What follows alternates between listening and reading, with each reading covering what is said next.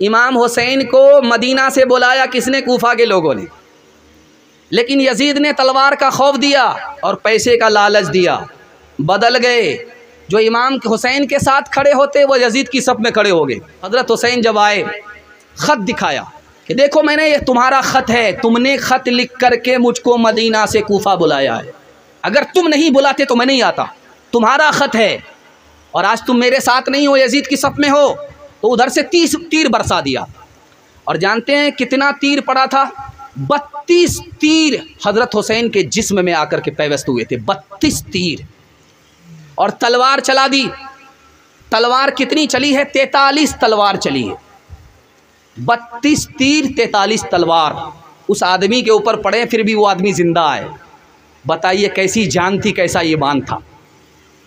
उसके बाद उन्होंने कहा कि लोगों मुझे नमाज पढ़ने दो, कुरान पढ़ने दो, मदीना वापस जाने दो। कहा मदीना वापस जाने नहीं देंगे, कुरान पढ़ने नहीं देंगे, नमाज पढ़ने नहीं देंगे। तो हज़रत हुसैन ने कहा अल्लाह क़यामत तक तुम्हें कुरान से महरूम करे, अल्लाह क़यामत तक तुम्हें मदीने से महरूम करे, अल्लाह क़यामत तक तुम्हें मस्जिद और जमात से महरूम करे। आज भी उसका असर आप देख लीजिए। जो लोग लाठी खेलते हैं वो कुरान से दूर, मस्जिद और नमाज से दूर। ये असर किसका है? यजीद का असर है और हज़रत हुसैन की बद्दुआ का असर है। 5 तोहफे हज़रत हुसैन ने अता फरमाए। पहला काम किया हज़रत हुसैन ने सब्र किया, मातम नहीं किया। अपने घर वाले से कहा जब मैं मर जाऊं, शहीद हो जाऊं तो मातम मत करना। सब्र किया, मातम नहीं किया। दूसरा काम, करबला के मैदान में हज़रत हुसैन ने क्या किया? कुरान पढ़ा, मरसिया पढ़ने नहीं दिया। तीसरा काम क्या किया? जिस वक्त शहीद हुए हैं रोज़े की हालत में थे, रोज़ा तोड़ा नहीं था। चौथा काम ये किया कि कला तीर की बारिश हो गई, तलवार की बारिश हो गई, फिर भी वक्त पर नमाज अदा की है, कसा नहीं किया। और दूसरी बात क्या है? सर कटा दिया लेकिन यजीद के हाथ में हाथ नहीं दिया। ये 5 काम किए हज़रत हुसैन ने। एक मिसाल है, पैगाम ख़त्म कर रहा हूँ। हज़रत हसन को जहर दिया गया, कलेजा कट गया। इंतकाल के वक्त हज़रत हुसैन आ गए, कहा देखो कान खोल करके मेरी बात सुन लो, मेरे ख़ानदान में नबूवत और खिलाफत जमा नहीं हो सकती। मेरा तजर्बा है, तुमको कूफा के बेवकूफ़ निकाल करके जलील करेंगे, ऐसा कभी नहीं होने देना। यजीद को इमाम अमीर मुआविया रज़ी अल्लाह ने नसीहत किया, मुझे डर है तो हुसैन की तरफ से डर है। हुसैन को इराक़ के मक्कार निकालेंगे तुम्हारे ख़िलाफ़, और वो अगर निकलें और तुमसे मुकाबला हो जाए, तुम गालिब आ जाओ तो हज़रत हुसैन से दरगुज़र करना, चूँकि वो नवासे रसूल हैं और हमारे रिश्तेदार हैं। देखिए ख़तरा महसूस हो चुका था। और दूसरी बात, मक्का से चला, मक्का आ रहा है, कूफा का आदमी मसला मालूम करने के लिए। क्या मसला था? मसला यह है कि नमाज की हालत में नमाज पढ़ रहा था, मच्छर ने खून चूस लिया, उसका पेट इंडिया गेट हो गया। मुझे लालच आया, गुस्सा आया, मैंने उसके मुंह पर तमाचा मारा, उसका पेट फट गया। अब वो खून मेरे कपड़े को लगा, बदन को लगा। नमाज हुई कि नहीं हुई? नमाज लौटानी पड़ेगी। कपड़ा पाक, बदन पाक या नापाक हुआ? मसला मालूम करने के लिए कहाँ से चला है? कूफा से चला है। कहाँ आया है? मक्का आया है। इब्ने उमर ने कहा कि लोगों देखो इन मक्कारों को, जिस वक्त नवासे रसूल को इन लोगों ने शहीद किया था, उस वक्त मसला मालूम नहीं किया था ये खून हलाल है या हराम है। मच्छर का खून मालूम कर रहा है, ऊपर से फीट फाट है, नीचे से मकामा घाट है। मुझे कूफा वालो मुसाफिर न समझो, मैं आया नहीं हूँ, बुलाया गया हूँ। एक मेहमान बना कर सताया गया हूँ, मैं रोया नहीं हूँ, रुलाया गया हूँ। खीमा जलाया, सामा भी लूटा, गुंचा भी टूटा, गुलिस्तां भी लूटा, गुंचा भी टूटा, गुलिस्तां भी लूटा, बहिश्ते बरी में मकान बन रहा है, मैं उजड़ा नहीं हूँ बसाया गया हूँ। खुदा जाने कैसी है ये मेजबानी, 72 प्यासों का है बंद पानी, 72 प्यासों का है बंद पानी। मुक़द्दर में है जा मैं कौसर का पीना, मैं प्यासा नहीं हूँ पिलाया गया हूँ। जो झुकता था सलबा रिगाहे खुदा में, वही सर कलम हो गया करबला में, वही सर कलम हो गया करबला में। शहादत की मंजिल को पाया है हमने, मैं मुर्दा नहीं हूँ जिलाया गया हूँ। आखिरी पैगाम, इस महीने में 3 प्रोपगंडे हैं। पहला प्रोपगंडा ये है, इस महीने में निकाह नहीं होता, इसलिए आप देखेंगे जात बारात को आप नहीं देखेंगे इस महीने में। लोग बेटी की शादी नहीं करते हैं, बेटे की शादी नहीं करते, लेकिन ये सही नहीं है, गलत है। मैं आपको 4 शादी इस महीने में दिखाने के लिए जा रहा हूँ कि उससे बढ़ कर के दुनिया में कोई शादी है ही नहीं। अल्लाह के रसूल ने हज़रत सफ़िया रज़ी अल्लाह अन्हा से जो निकाह किया, मुहर्रम का महीना था। अब बताइए, आखिरी नबी निकाह कर रहे हैं, मुहर्रम का महीना है। लोग कह रहे हैं कि मुहर्रम के महीना में निकाह ही नहीं होता। नबी का निकाह मुहर्रम के महीने में हो रहा है और हम कहते हैं कि नबी निकाह होता ही नहीं है। दूसरा निकाह दिखाने के लिए जा रहा हूँ। फातिमा का निकाह अली से मुहर्रम के महीने में हो रहा है।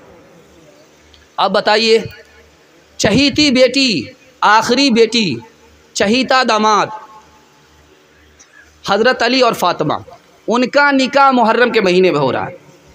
2 निकाह अल्लाह ने आसमान पर किए। एक निकाह हुआ है नबी का ज़ैनब से, आसमान पर हुआ है, और दूसरा निकाह उम्मे कुलसूम का हज़रत उस्मान से आसमान पर हुआ है। ये निकाह भी मुहर्रम के महीने में हो रहा है, रुखसती भी मुहर्रम के महीने में हो रही है। अब चौथा निकाह दिखाने के लिए जा रहा हूँ। करबला के मैदान में हज़रत हुसैन ने सैयदना कासिम का जो निकाह किया है वो भी मुहर्रम में किया है, और आशूरा के दिन किया है, और मुहर्रम के महीने में किया है। अब बताइए, ये प्रोपगंडा गलत है कि मुहर्रम के महीने में निकाह नहीं होता। मुहर्रम के महीने में निकाह होता है, और निकाह नबी ने किया है, अपनी बेटी का निकाह किया है, हज़रत उस्मान का निकाह हुआ है, इमाम हुसैन ने किया है। इसलिए इस गलतफहमी को दूर करके हम अपनी बच्ची का निकाह मुहर्रम में करेंगे इंशाअल्लाह। दूसरा प्रोपगंडा इस महीने में क्या होता है कि ये जुलूस का दिन है और ये मातम का महीना है। ध्यान से इसको सुनिएगा। किसी ने मुझे मार दिया और मेरे घर के आदमी ने बदला ले लिया तो मामला ख़त्म है। अब हर साल उस मामले को नहीं उठना चाहिए, कैसा कैसी ख़त्म। लेकिन देखिए, दिखाने के लिए जा रहा हूँ, हज़रत हुसैन को जितने लोगों ने मिलकर के शहीद किया उन सब को मार दिया गया, काट दिया गया। और मारने वाला कौन था? मुख्तार सख्फी था। और 5 साल के अंदर ही हज़रत हुसैन को कत्ल करने वाले को चुन चुन करके मार दिया गया, एक भी नहीं बचा। जानते हैं, एक एक दिन में 248 आदमी को मारा जाता था। इसलिए मारा जाता था कि ये भी हज़रत हुसैन से लड़ने के लिए आया था। एक दिन में 248 आदमी को मारा गया। और शमर, जिसने हज़रत हुसैन का सर तन से जुदा किया था, उसको मार करके कुत्ते के आगे उसकी बोटियां रख दी गई। और उबैदुल्लाह बिन ज़ियाद, जिसने यजीद के हुक्म पर हज़रत हुसैन को घेर करके पानी बंद किया था, उसको किस तरह मारा गया आप सुन करके हैरत आपको होगी। उसको इस तरह मारा गया कि उसकी एक एक बोटी कर दी गई और मस्जिद में ला करके उसकी बोटियों का ढेर रख दिया गया, किसी को भी नहीं छोड़ा गया। फिर ये ताज़िया किसको दिखाने के लिए, ये लाठी किसको दिखाने के लिए, ये तलवार किसको दिखाने के लिए समझ में बात आ गई, ये सियासत है, शरीयत नहीं है। और एक ख़ास बात याद रखिए, 352 साल तक कोई मुहर्रम नहीं था। ये मुहर्रम जो हुआ, ताज़िया जो निकला, निशान और ये जुलूस इमाम बाड़ा, ये कब से है? 352 साल के बाद नजफ के बादशाह मुइज़ुद्दौला ने इसको शुरू किया।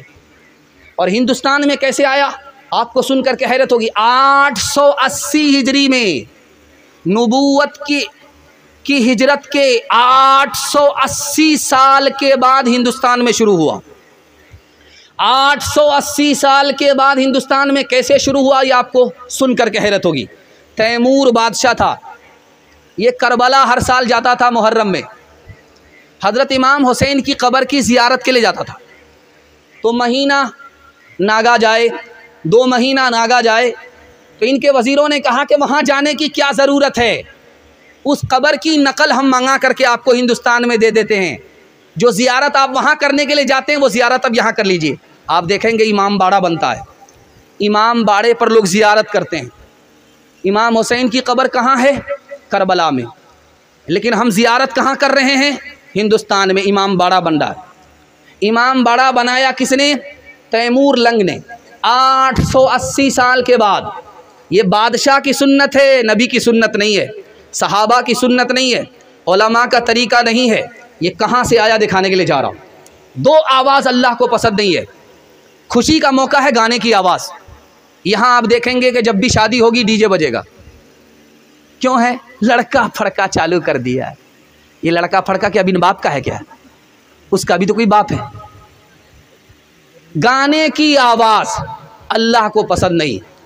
खुशी के मौके से गाने की आवाज़ अल्लाह को पसंद नहीं, और गम के मौके से मातम की आवाज़ अल्लाह को पसंद नहीं। लखनऊ में मेहमान आए, कहाँ से? अरब के। इमाम हुसैन के ख़ानदान के लोग आए, अली मियां नदवी रहमतुल्लाह अलैह से मिलने के लिए आए। तो देखा कि लखनऊ में धमाका हुआ, जुलूस की आवाज़, ढोल की आवाज़, घबरा गए, कहीं फसाद तो नहीं हो गया हिंदू मुसलमान में। कहा नहीं हुजूर, हुसैन का जुलूस है, हुसैन का मातम है। तो कहने लगे इन्ना लिल्लाह। इन बेवकूफ़ों को आज खबर हुई है, 1300-1400 साल हो गए, इन बेवकूफ़ों को आज खबर मिली है, इसलिए हुसैन को ताज़ियत पेश कर रहे हैं। उन बेवकूफ़ों की फहरिस्त में हम लोग सब में शामिल नहीं होंगे। हाथ उठाइए, ज़िंदगी भर के लिए बाइकाट करेंगे। हाथ उठाइए, इंशाअल्लाह इसका आपको फ़ायदा होगा। मैं बताने के लिए जा रहा हूँ, अगर आप बच गए तो आपकी औलाद बच जाएगी, औलाद की औलाद बच जाएगी। और जानते हैं, उस कब्र पर जाकर के सजदा किया जा रहा है, उससे बेटा मांगा जा रहा है। हुसैन की अक़ीदत ने दौलत ईमान से हमारे बच्चे को महरूम कर दिया, हमारी औरत को महरूम कर दिया। ये शैतानी अमल है कि नहीं है? शैतान ईमान का दुश्मन है कि नहीं है? आप बच जाइए, मैं गारंटी लेता हूँ अल्लाह आपकी औलाद को बचा देगा। हाथ उठा करके वादा कीजिए, जनवरी में जश्न मनाएंगे इंशाअल्लाह। हाथ उठा दीजिए, बिल्कुल। मुहर्रम में मातम, हाथ उठाइए इंशाअल्लाह। ताज़ियादारी को तैमूर ने ईजाद किया, लाया ईरान से और हिंद में आबाद किया। ताज़ियादारी को तैमूर ने ईजाद किया, लाया ईरान से और हिंद में आबाद किया। गम मनाने का अजब ढंग ये इरशाद किया, फिर रूह इस्लाम को तैमूर ने बर्बाद किया। फिर तैमूर है ये कौले पैगंबर तो नहीं, गम का ये रंग शरीयत के बराबर तो नहीं। गम तुझे है तो फिर इतना तो ज़रा कर के दिखा, ढोल ताशे से तेरे बाप की मैयत को उठा, ढोल ताशे से तेरे बाप की मैयत को उठा। चांद जब माहे मुहर्रम का नजर आता है, क्या तेरे जिस्म में शैतान उतर आता है।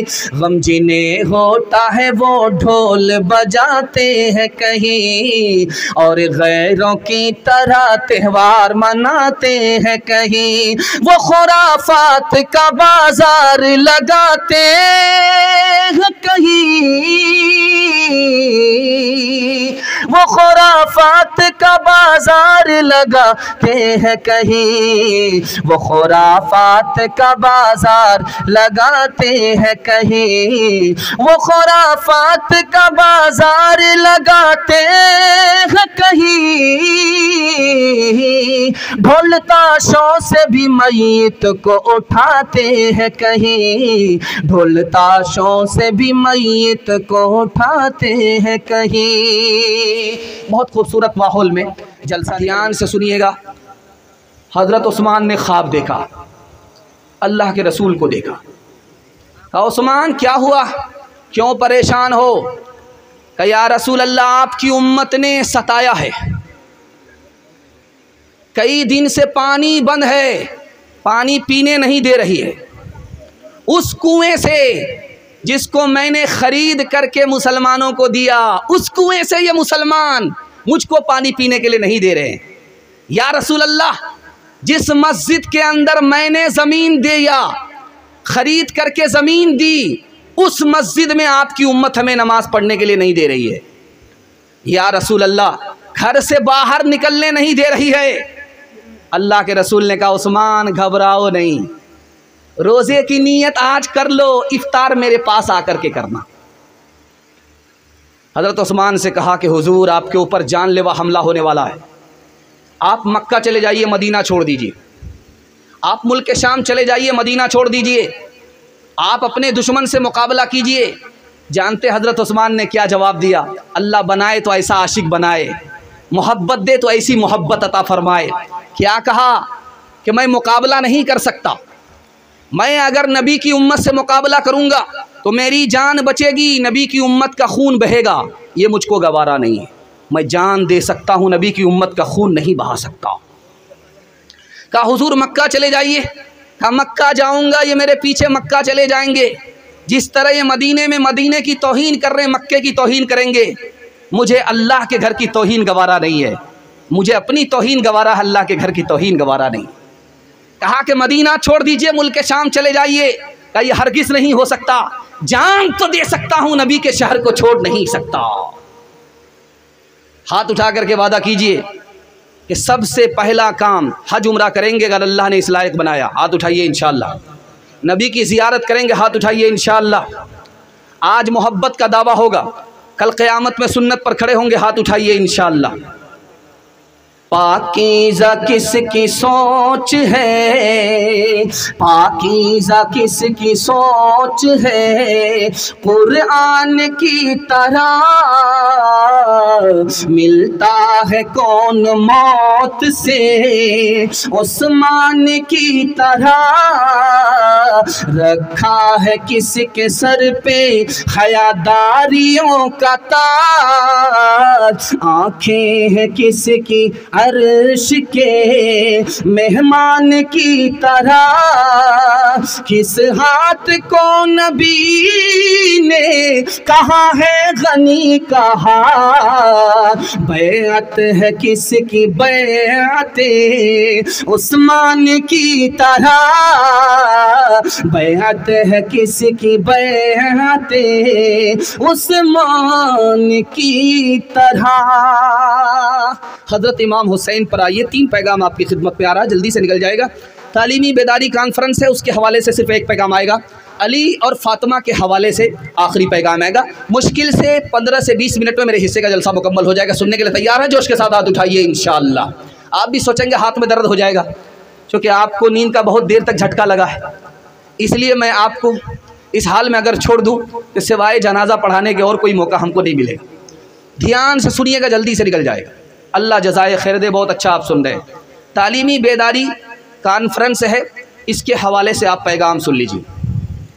निकाह हो गया एक औरत का, नमाज पढ़ती है, बेनमाजी से निकाह हो गया, पढ़ी लिखी नहीं है। क्या कहती है? वाह रे खुदा, क्या तेरी शान है, मैं ऐसी नमाजी और तू ऐसे बेनमाजी से मेरा निकाह करा दिया। पढ़ी लिखी जब नहीं होगी तो खुदा की शान में भी गुस्ताखी करेगी। बेटी का बेटी बेवा हो गई, दामाद का इंतकाल हो गया। अब लोगों ने कहा कि जवान बेटी है, दोबारा निकाह कर दो, सुन्नत है, नबी की सुन्नत है, जवान बेटी का दोबारा निकाह करो। तो क्या कहती है, जवान बेटी का निकाह करें, बेवा का निकाह करें? कहे नबी की सुन्नत है। कहा वो नबी नमाज रोज़े के नबी हैं, शादी ब्याह के नबी नहीं है। देखिए, जब औरत पढ़ी लिखी नहीं होती तो नबी की शान में भी गुस्ताखी करती है। तीसरा नमूना दिखाने के लिए जा रहा हूँ, बहुत ध्यान से इसको सुनिएगा। अकबर के बादशाह औरंगज़ेब के दरबार में एक औरत खड़ी है। उसका कसूर क्या है, जुर्म क्या है? 4 मर्दों से निकाह कर लिया है। बादशाह ने कहा, ओ बदतमीज़ औरत, ओ बेहया औरत, तुमने औरत होकर के 4 मर्दों से निकाह कर लिया।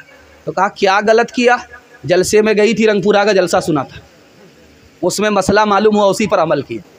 अब बादशाह सर पकड़ करके बैठ गया, कितनी बेहया औरत है, चोरी भी कर रही, सीना जोरी भी कर रही।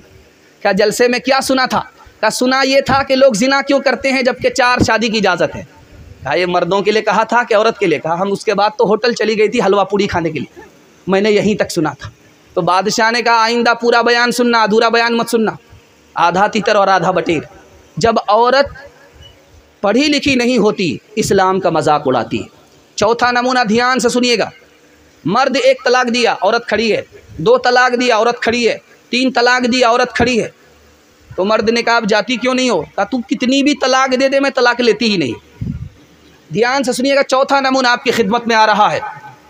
लखनऊ में एक बहुत बड़े आलिम थे, अपनी बीवी से जब खफा हो गए तो कहा कि तू बहुत बदतमीज़ है, मेरे यहाँ रहते हुए तू बूढ़ी हो गई लेकिन अभी तक तू सुधर करके नहीं दिया। कहा कमबख्त तो तू है, कमबख्त मैं नहीं। अगर मैं कमबख्त रहती तो मेरा आलिम से निकाह नहीं होता, कमबख्त तो तू है कि जाहिल से तेरा निकाह हो गया। आखिरी नमूना आपकी खिदमत में है, रात का वक्त है, सुबह हो रही है, बादशाह को 4 बीवी, मालूम करना था कि कौन पढ़ी लिखी है कौन जाहिल है। पहली बीवी के पास आकर के कहता है कि सुबह हो रही? कहाँ हो रही है? कहा कैसे पता चला? कहा कि मुंह में पान था, मज़ा बदल गया। बड़ा खुश हुआ कि अल्लाह समद, कितनी नफीस तबीयत की है, पढ़ी लिखी है। बड़ा खुश हुआ, सुबहान अल्लाह बोला। उसके बाद दूसरी औरत के पास आया, कहा कि सुबह हो रही? कहाँ हो रही? कहा कैसे पता चला?